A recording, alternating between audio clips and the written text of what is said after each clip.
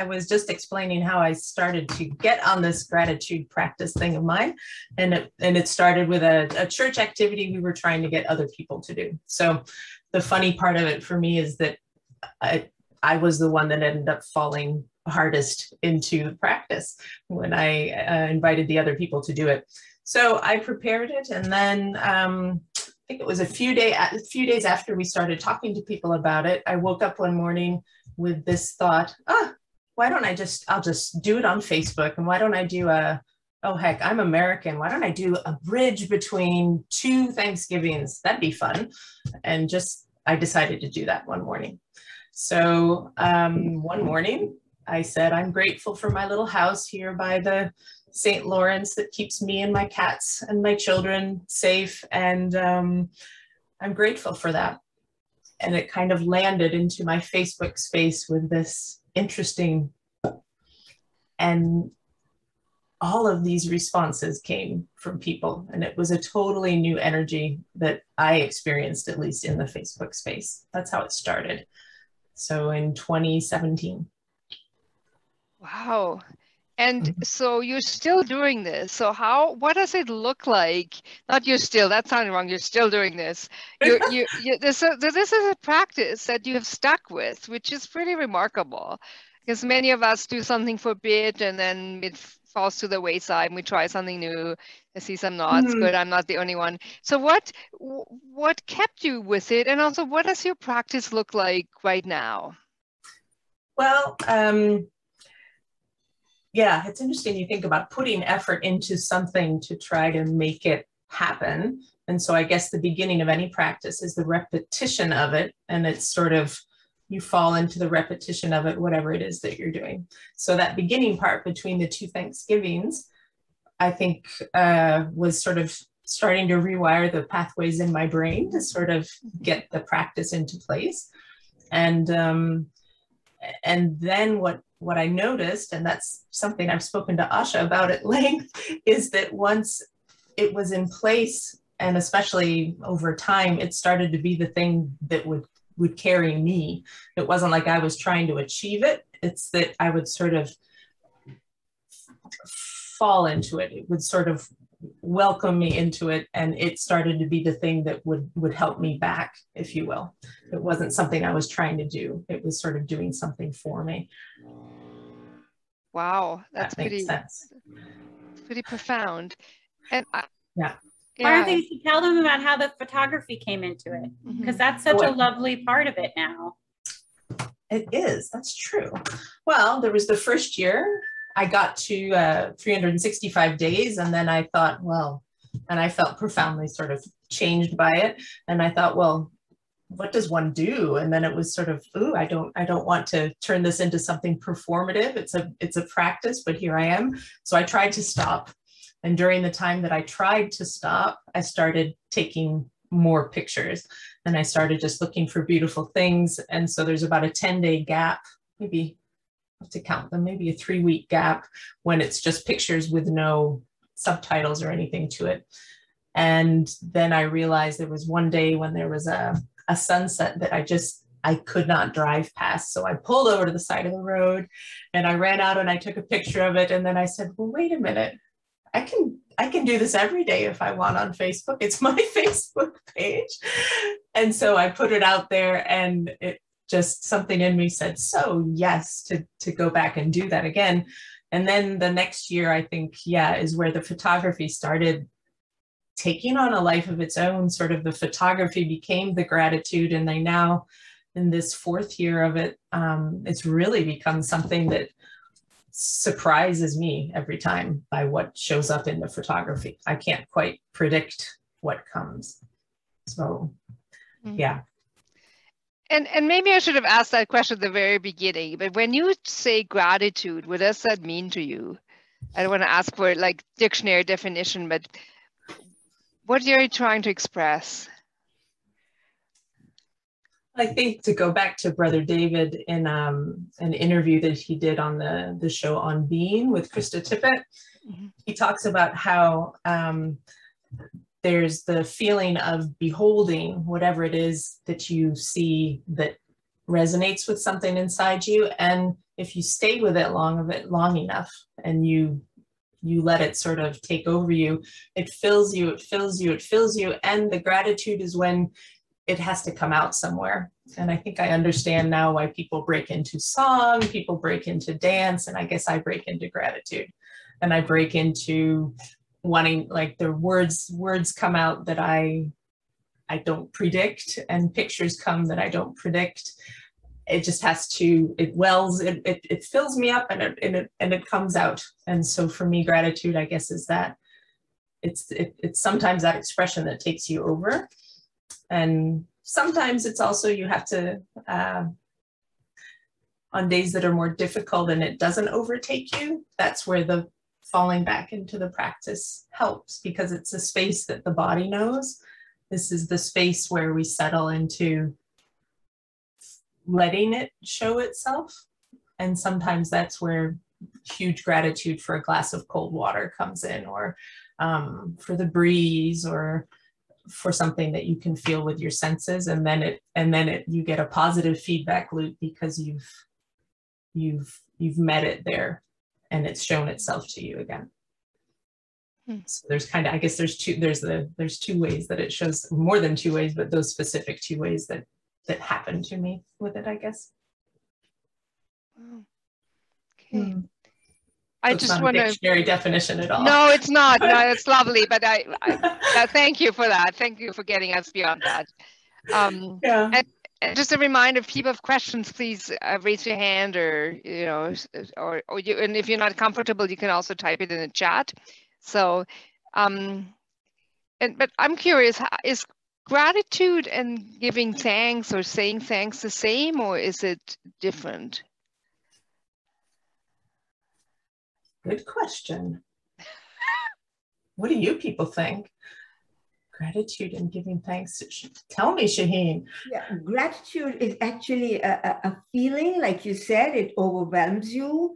Mm-hmm. And gratitude is seeing the beauty in everything. For instance, this morning I was peeling, how do you call it? Shabu anar ko kya bolte hain Urdu mein? I mean English mein? Pomegranate. Oh, yeah. I was peeling a pomegranate, okay, and the beauty of those little things in there, and I said, praise the Lord who designed this. Yes, that is gratitude. Okay, I wake up in the morning, and when I step off the bed, that is gratitude, that I can stand up and I walk on my own, to do my things, whatever I have to do. So absolutely. I think you're right, Martha, that gratitude is just a feeling that overwhelms you. Gratitude can also be said as appreciation. Mm-hmm. When you appreciate something, you are grateful for it. Mm-hmm. So for instance, your breath, the most important thing to be grateful for is your breath. Okay. Mm-hmm. Because if your breath is not there, you're not there. Absolutely. Oh, I love what you're saying. Yeah. We can start. I mean, if it's a performative thing, which it isn't, then we can go, well, gee whiz, there's nothing interesting to be grateful for today, but that's not it. It's exactly what you're saying, the little things. Find beauty in anything and everything, Exactly. Liesl knows all about that too, because she writes poems about them. And pomegranates, she has one that is very beautiful about pomegranates too. Are we going to hear it today? Yeah. And Asha just had her hand up too. Well, I was thinking about, based off of what Shaheen was saying, is that for me, gratitude is really embodied. And giving thanks is an exercise of the mind. It's an exercise of putting language and using the mind to put language on the feeling that exists in the body. Oh, I like that. And so giving thanks comes out of gratitude, but gratitude can exist without giving thanks. I would agree with that. Liesl. You mean verbally giving thanks? You can, because it's a feeling, right? Yeah. Martha and Asha, yeah, it's a feeling. Yeah. Liesl, you were next. Yeah. Yes, thank you. I think for me personally, and I think I see that in your practice, Martha, is gratitude is a choice. And Martha and I have been friends now on Facebook for what, 2 years about, I'd say?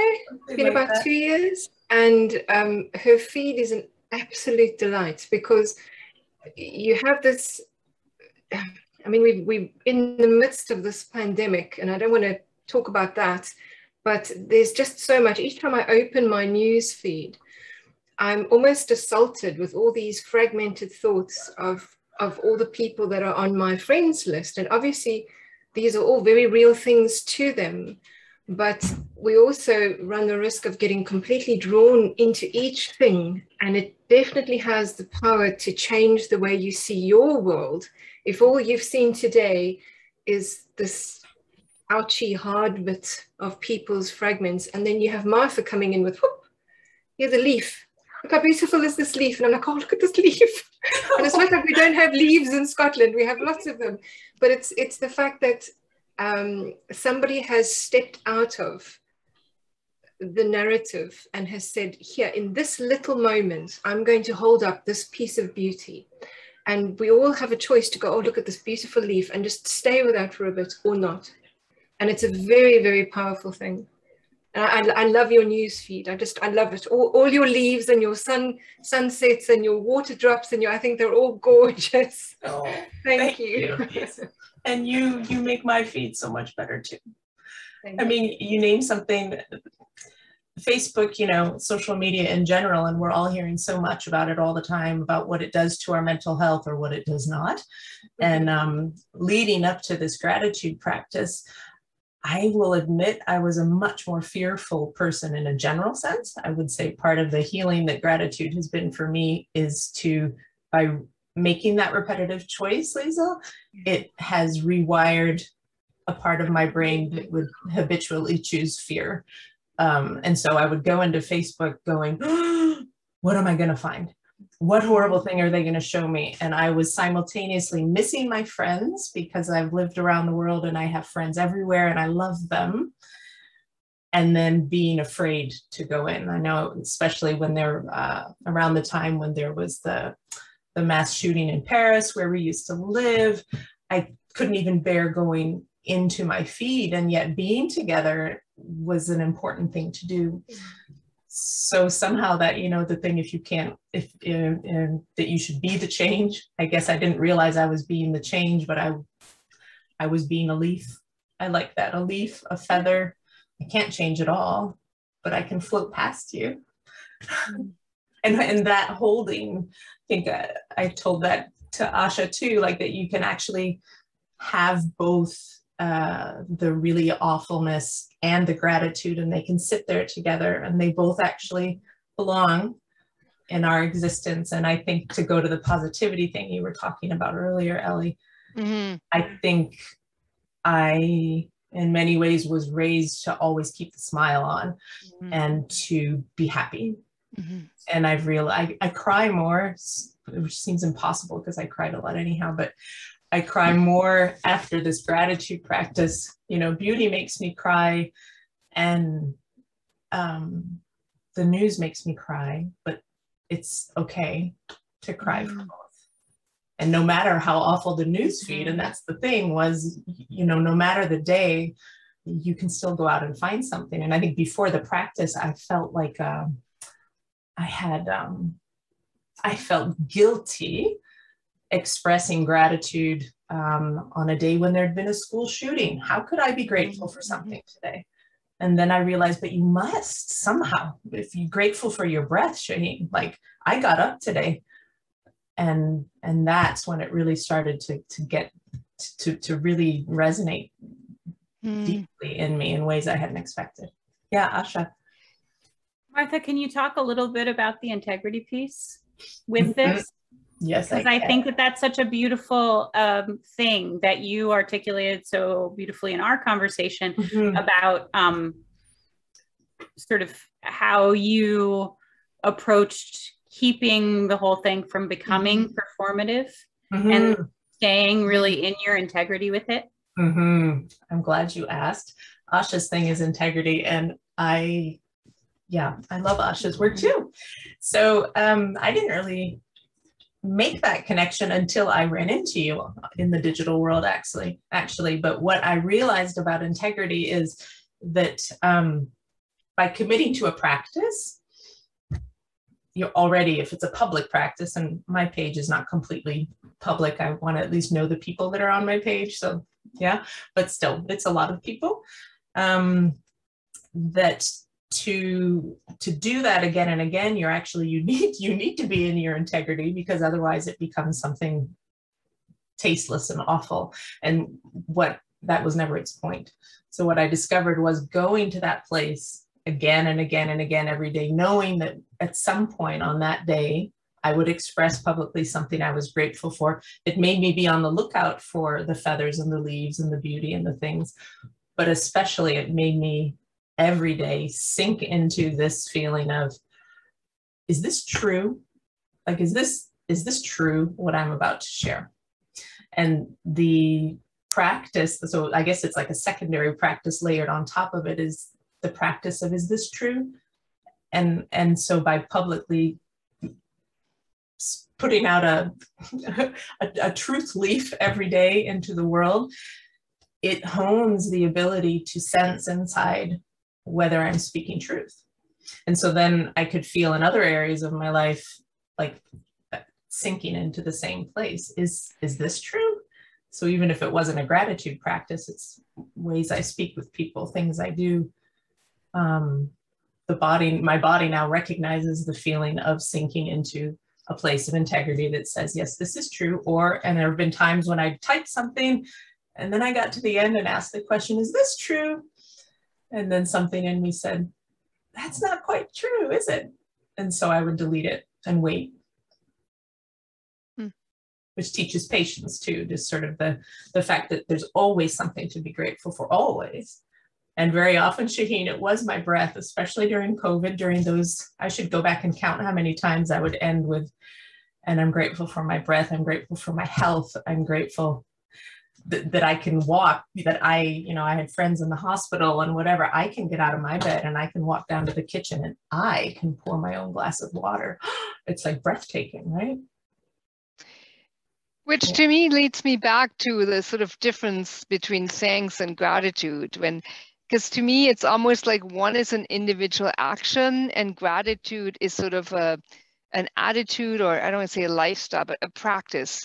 And so, and so one of my big things is a living spirituality that's accessible and that makes sense. And so when I think back, when I've been really down, or during COVID, or at a health crisis or something, it's like I couldn't think to live in gratitude, but I could find one or three things I'm grateful for, sort of the Oprah gratitude journal. So and I think when we really, when sometimes I talk to students about gratitude, and I think it's doable to find one thing to be grateful for, like your breath, or the fact that you got out of your apartment and came to campus, or whatever. And so to me, it's almost, I'm trying to think of another thing. It's almost like the weather is every day and the climate is the whole thing. That gets us in a whole other topic, but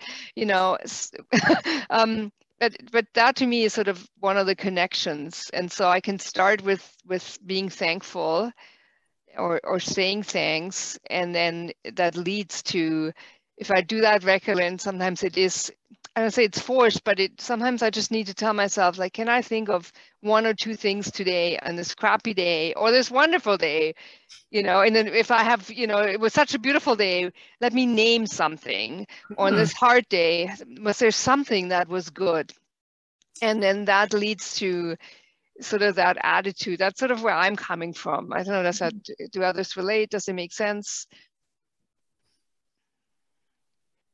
I think you're naming the choice bit there. I mean, it is a choice, and by making it a practice, I just got an email from a friend on Thanksgiving, actually, who, it was really interesting to me. She said, I watched you practice your gratitude, and I don't remember how she put exactly, it inspired me, but now that I do the practice myself, I understand, because she has now felt it, and she's rewired herself so she can look at it and realize that, oh yeah, I'm not, yes, I mean, I do it because it's a joy to share it, but I do it for me too. Mm-hmm. And like I was just telling you this morning, yeah, my head was all full of stuff and I was having trouble feeling focused this morning. And so I went out and I practiced I practiced the stuff that I do, and it brought me back into feeling okay again. And it's fascinating to follow my own advice, which we don't always do. Mm-hmm. Mm-hmm. Mm-hmm. Yeah.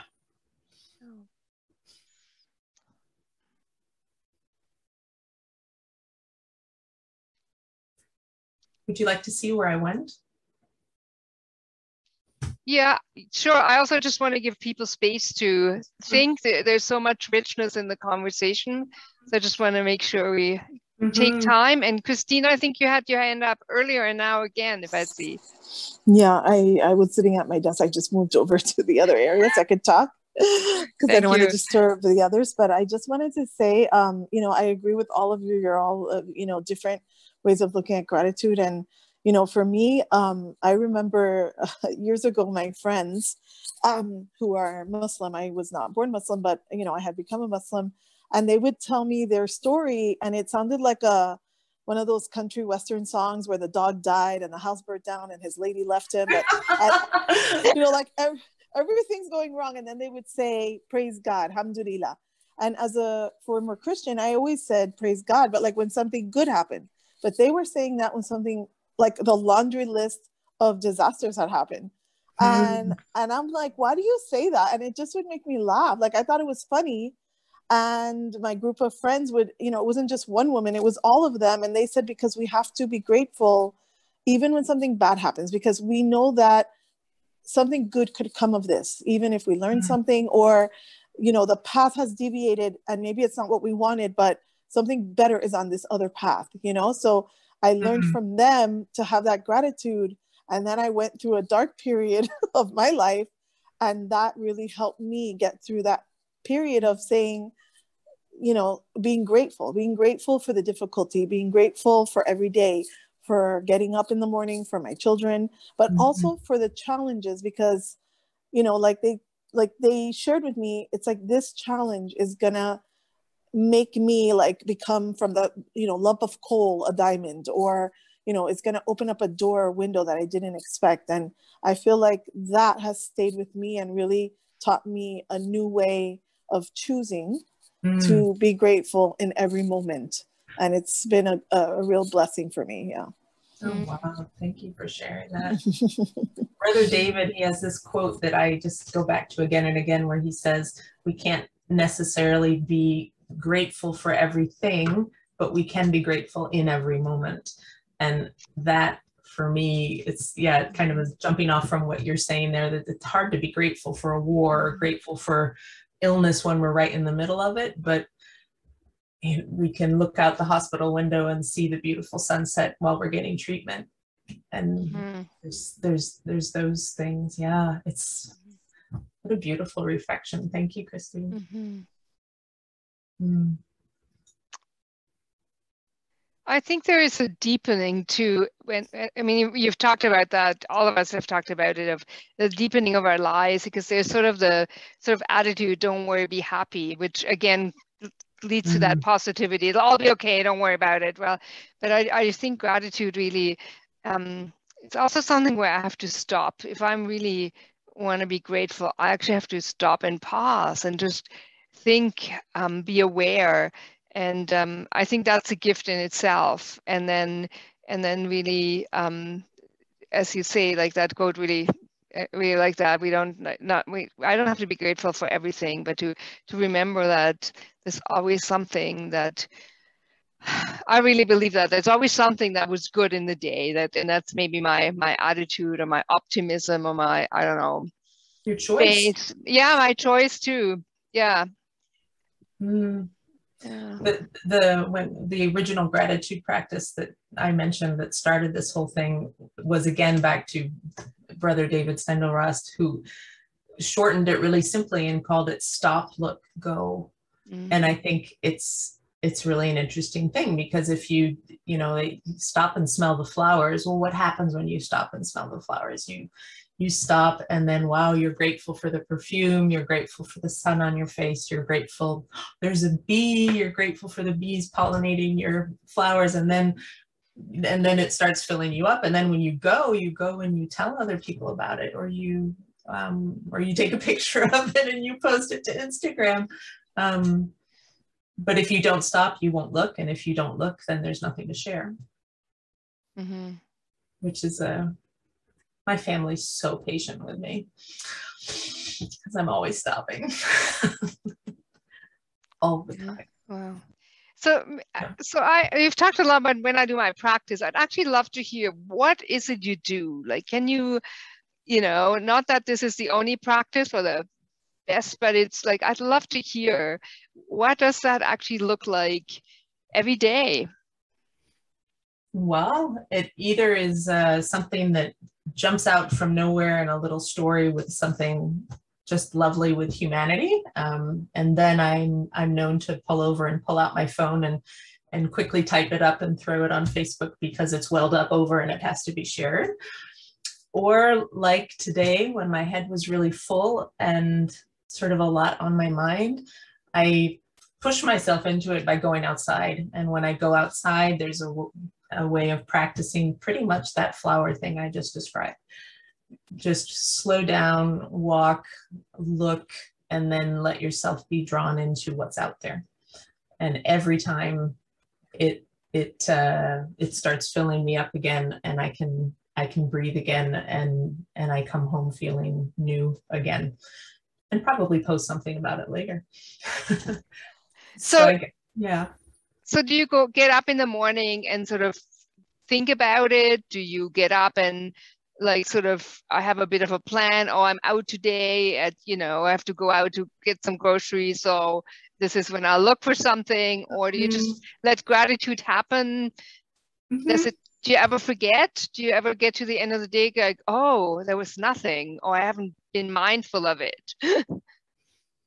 No, I do have a second practice, which came in at some point when the photography started happening, which was I always go outside to greet the day now before I get started on my computer. Every once in a while, because I work with a European partner, sometimes I do something before I do that, but I try not to. And I go out to my backyard and I wait until I find something beautiful. And doing that through the 4 seasons, especially in this intense climate, has been really interesting, watching my backyard freeze and melt and seeing the little creatures that come out, and going out and greeting them every morning. That really, really starts my day well. And knowing that there isn't a day when there isn't something beautiful, which, like, after the first year, the first complete rotation of the seasons, I was like, wow, there is no ugly season, and there is no bad weather, and there are no weeds. Those were some of I've posted some things, and I have friends who are like, Martha, that's a weed. And I'm like, well, I don't know, that's pretty. And that is a hornet. It should not be in your house. Oh, well, it was there. So yeah, in when Asha and I spoke, yes, she mentioned I got off the cool train. I did exit the cool person train when I started this practice, because yeah, I get excited about vacuum cleaner parts getting replaced and things like that. It makes me grateful. Which isn't, yeah, it's not cool. We don't do that, and we're not really called to do that in this life, to show gratitude for little bitty things. Why would one do that? Yeah. So as you talk, it also occurs to me that you've talked about beauty, you talked about sort of countercultural things. You've talked about non-judgment is what I hear, not judging a flower for a weed or for whatever. And so like, it's just sort of a whole lot of things are connected. It's almost like a snowball effect. Once you start a gratitude practice, it's a practice of beauty, and I don't know if you learn to become more non-judgmental with yourself and with others, but it sort of would affect your whole way of life, I would imagine. It does, and I think 4 years into it now, it's really I mean, it was interesting to practice that throughout the Trump presidency. It was interesting to practice that through the pandemic. I mean, we're not completely through the pandemic, but you know, and I get I'm getting now the Facebook memories coming up from last year, and whoa. To me, it's interesting to see what I found. And, you know, when many of us during that time were reduced to walking around our neighborhoods, I happen to have an extraordinary neighborhood on the St. Lawrence River with an arboretum right nearby and a lot of green space. But for me, it became technicolor. It became like the most beautiful thing was something little. It was the waves that day. It was, so I think the pandemic, maybe it's only after the fact I'll realize what that did in this practice to walk through that and choose not to give over completely to despair about the whole thing. It carried me. I mean, it did. I think it really, really, really did carry me. It's not the only practice that I do to keep me from sinking, but it certainly helped. And yeah, the people that live with me in my home, who will go nameless, they have become chasers of beauty too, which I think as a mother is something that, yeah, can just make me burst into tears when I get a text that says, "Mom, have you seen the sky?" And I run outside and I see the sky. Or another kid says, Mom, sky time. And we go running outside to look at the setting sun. I mean, I think that's only by just watching their eccentric mother be grateful. Wow. Wow, thanks, Martha. Asha, yes. Martha, I'd also love to hear you talk a little bit more about how the gratitude practice led you to be more earnestly engaged in social justice. Excellent question. It was the honing of that voice, I think, and this feeling of those hard things. We can go, like, it's safe to go there. I think before that was part of my fear in social media, and I think a lot of people have it. If you say something, everyone will attack you, so I won't say anything. And I think I was probably one of those people. And I find that there is this really interesting space that the grateful voice can go, which is to highlight and be grateful for the amazing things that people are doing in the midst of difficult situations. And that was just a huge learning. So you can amplify the voices of these people doing amazing things. You can, and doing the test of, is this true? You can be so grateful for the courage and for the beautiful acts that people are doing. And so it gave me a way that I didn't know was there, a path that certainly appeared there. It's like, look, and we need that. We need more than just the headlines. We need to see what's being done. And then suddenly the fear of speaking up about things also just started to melt away, because these things need to be said. And then the trueness of it is like, well, is it true to be grateful for someone who is protesting something that is unjust? Absolutely. So yeah, that was especially during that administration that recently ended. It was easy to only get out a club and just smash on everybody. And I'm not good at doing that. Anyhow, there is a grateful path that also can speak to things.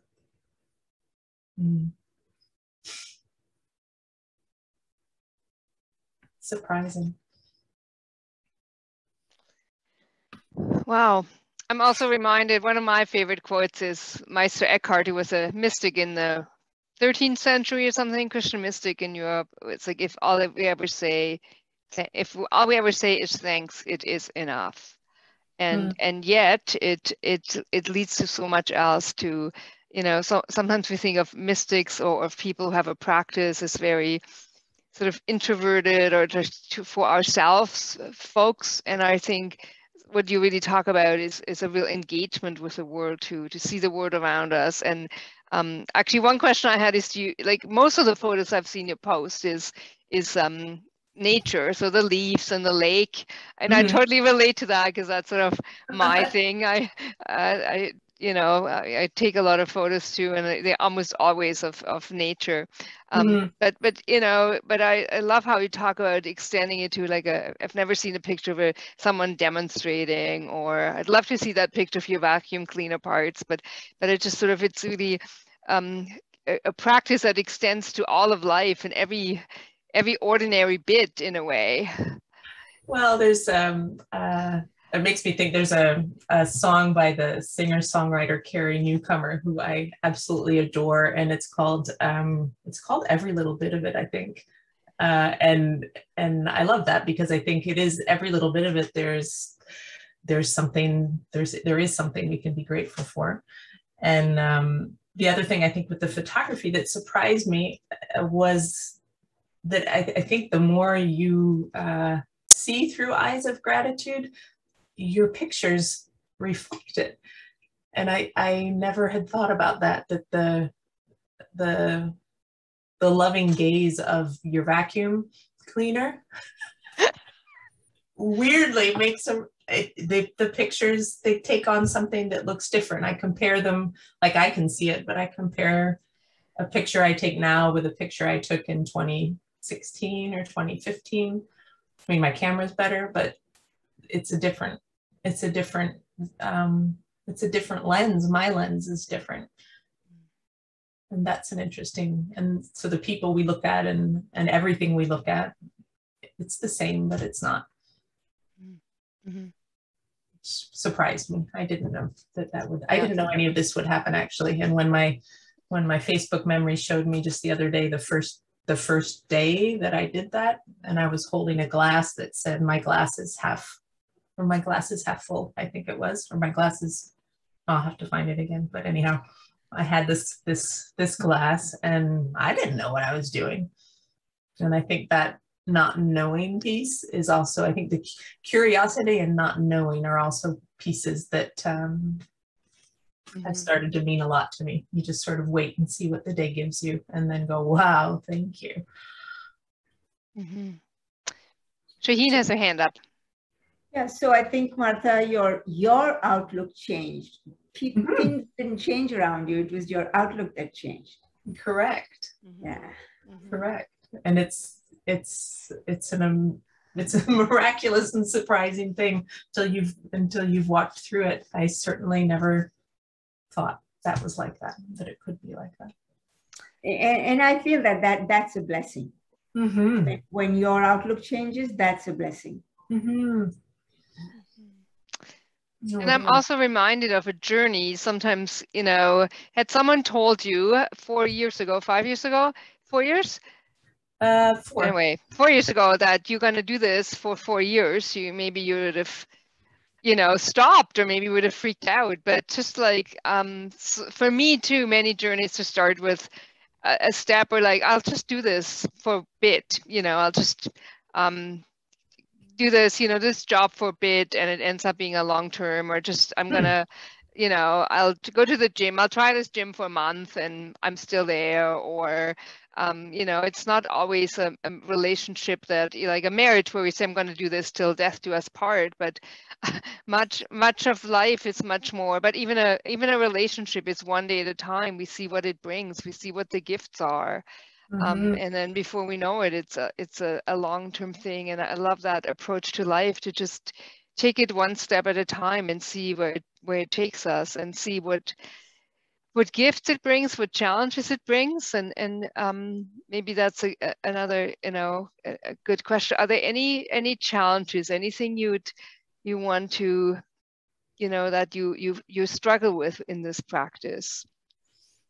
Or is it all blessing?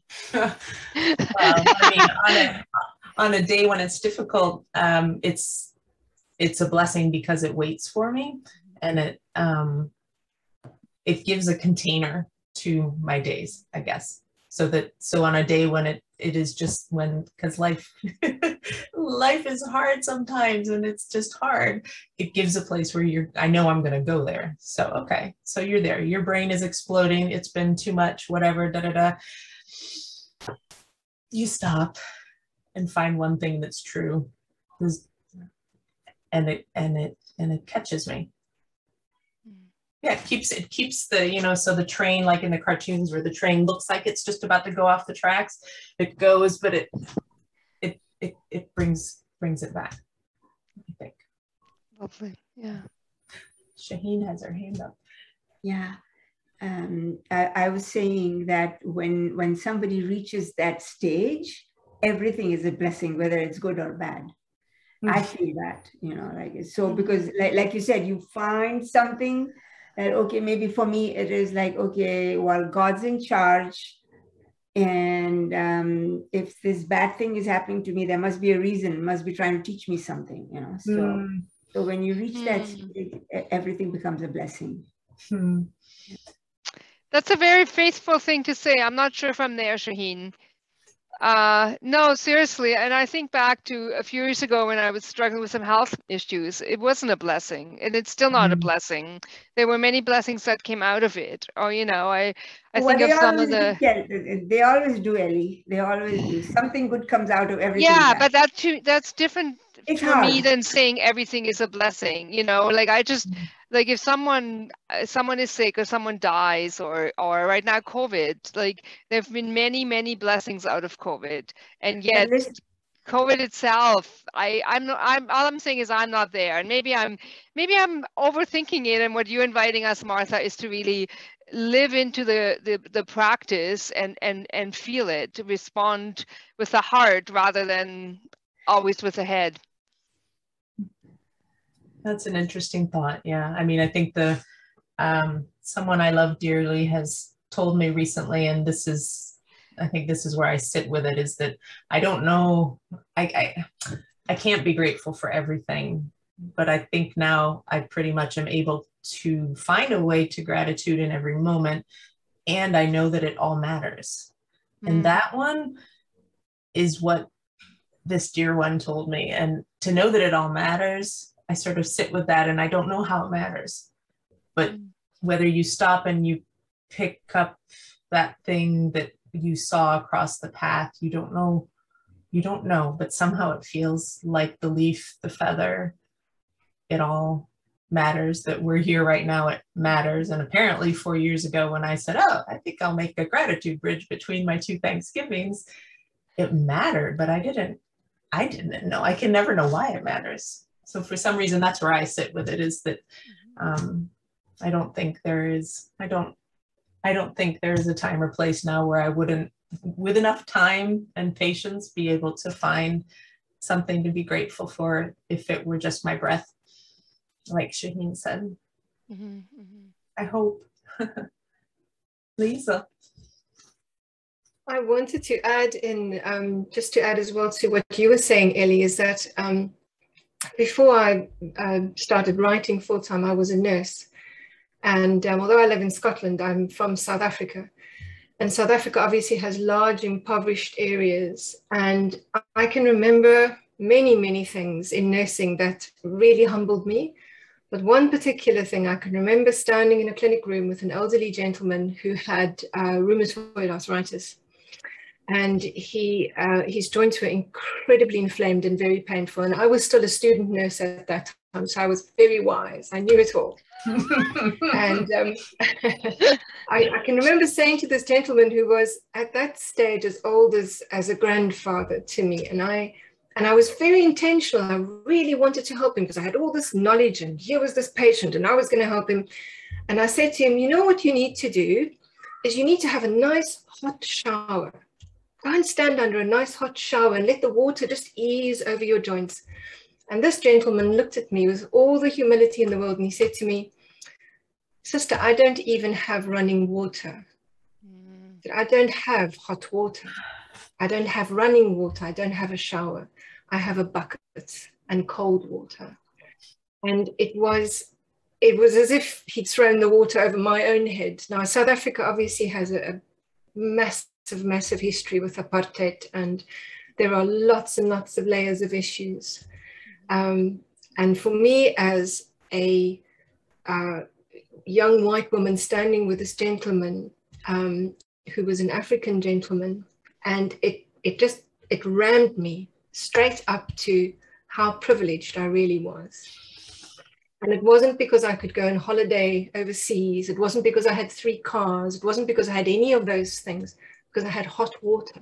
Mm-hmm. Because when I feel ill, I can go and turn on a shower. If I want to get clean, I can turn on a shower. And that absolutely has shaped me in so many ways, where I think we and particularly with social media like Instagram, we have this thrown in our faces all the time of what a blessed life. And even in faith circles, we have this, you know, when I see people say, oh, I've gone on holiday, I'm so blessed, God has blessed me, there's always something inside me that goes, oh, it's probably a blessing that you've been able to go on a holiday. But there are so many people out there who sit at the feet of God and they will never have hot running water. Where does that leave them? And I think the thing for me is that gratitude practice has softened my edges. So when I bump up against other people, as we do, I don't leave a mark.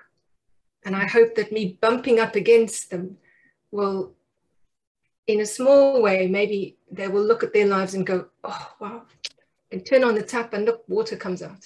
Isn't that an amazing thing? And really, for vast amounts of people in this world, just having that is massive. Sorry, I've completely gone off the track now.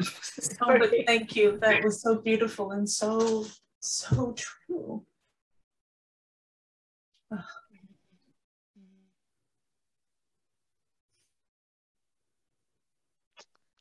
Wow.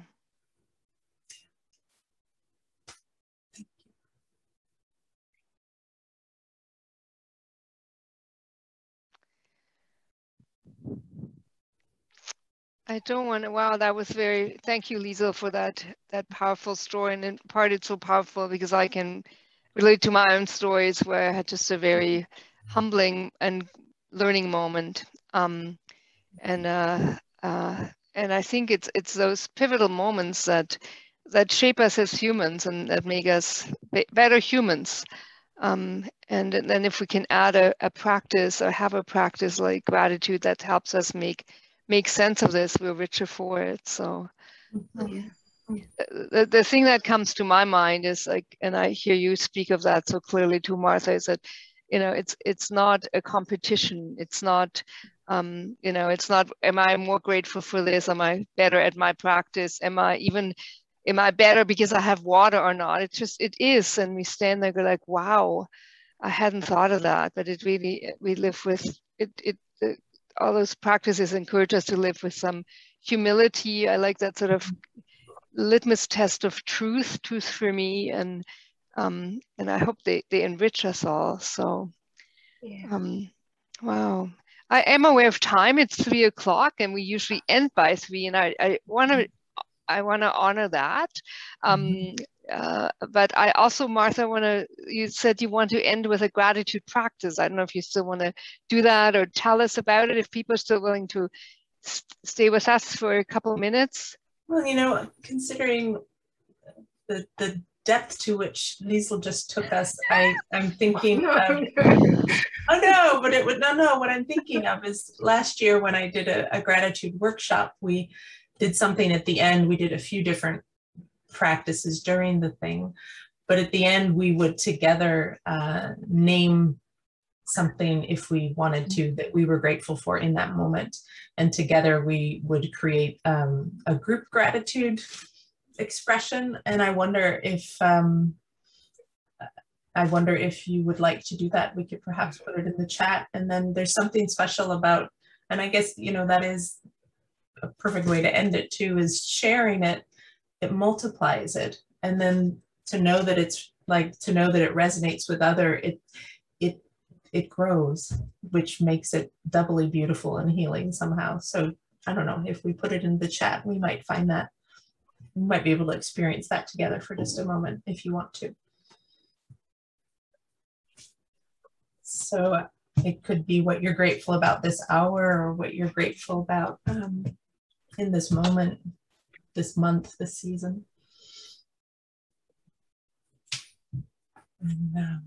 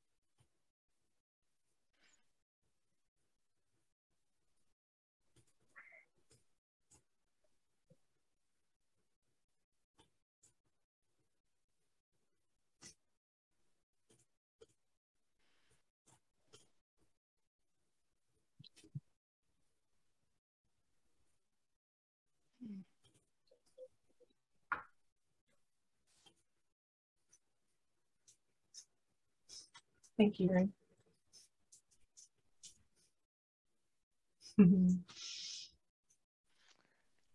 Oh. Mm.